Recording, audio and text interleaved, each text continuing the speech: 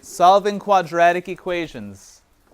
So solving means to find x equals something. So when you see the word solve, that means that x equals something.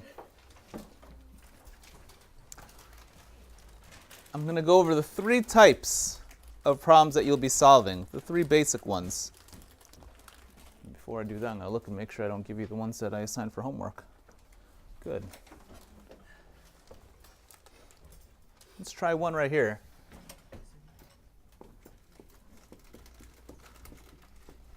We have a problem right here. We want to find x equals something. Now, I want you to think back to your previous sections and explain to me what you think you could do here. Actually, previous chapters, probably chapter 2. What could I do here? Your goal is to find x equals something, and you're going to have two answers. How do I factor this guy? What can I pull out? Yes? The 2. I can pull out a 2 here, but I cannot pull out a 2 here because there's... Okay. Oh, wait. That. Say that again? I can pull, I have an x here and I have an x here, so I can pull out an x. Good job. Since I took away one of these x's, that's going to go down to a 1. So I'm going to have a 2x here plus, and yeah, plus 1. Since I pulled the x out, there's nothing left except an invisible 1 that's right there.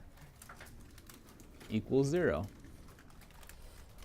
Now here, this is simple. So when we're multiplying these two numbers, you get an answer of 0. That means either this guy is 0, which means x has to equal 0, yes?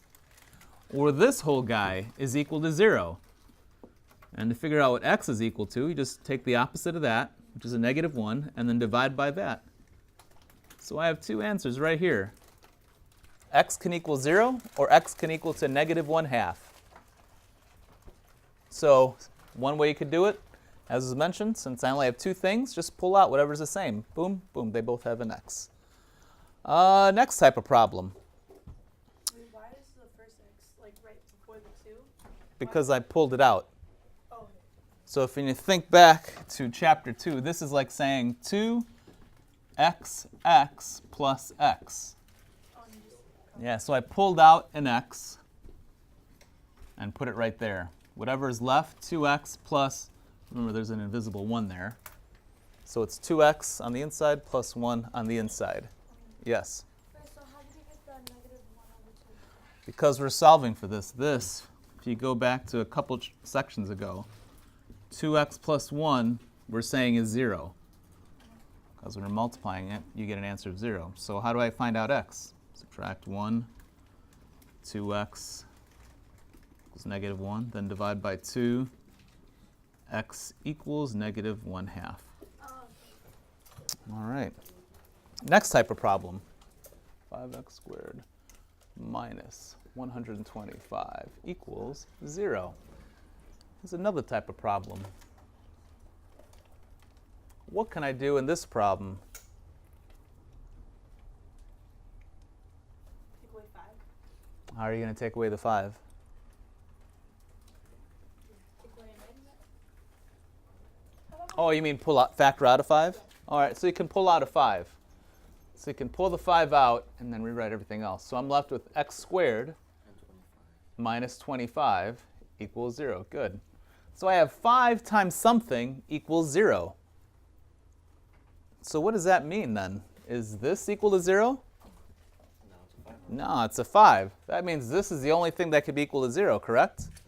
So I'm going to rewrite this as x squared minus 25 equals 0. How are you getting that x is equal to 5? Oh, this means the same number times itself is equal to 25, right? So you can look back and say, well, the answer here, just by looking at this, x is going to equal to a 5. But remember, that means the same number which has the same sign.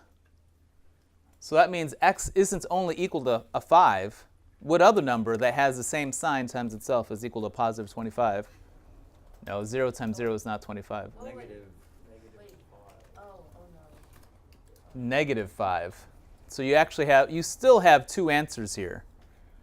So you got to keep in mind When you're multiplying something by itself, that means they're the same sign. They have the same sign. The answer is positive. So positive 5 and negative 5.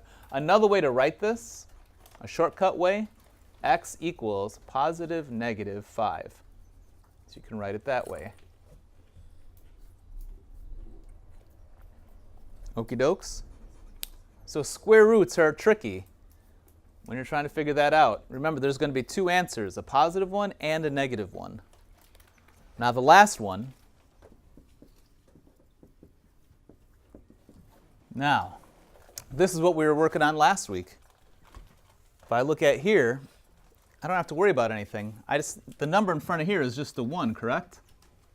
So what is the only way to get a 1 by multiplying? 1 times 1. That's nice and easy. Just my style. Now 36 though. What two numbers do I need to multiply to get a 36? Well, let's start with the very smallest number. 1 times 36. What else? 2 times 18. 3 times 12. 4 times 9. And I'll write it here, 6 times 6. So those are all my options to get a 36. So I'm going to have to go through this little chart thing here. So we know that we're going to get an a squared, a positive 36. We figured those out, the a squared right here. Positive 36 we got right there. Now I want this to become a negative 12a. So like I said, we know that a times a is a squared. Now, I need to choose two numbers that multiply to get 36, which I have right here. Ooh, positive answer, which means they're the same sign. And since that's a negative number, that means they both have to be negative, correct? So I got to find two numbers. When I multiply them, I get 36, but when I add them together, I get a 12. What two numbers added together give you a 12? Ooh, it looks like this is the only one that will give you that option, 6 and 6. Let's double check. And I think it's going to be, since it has to be negative, they both have to be negative, right? A times negative 6 is negative 6a. A times negative 6, negative 6a. Negative 6 plus negative 6 is? All right, so you're good then. So we're going to have a minus 6 times a minus 6 is going to equal 0.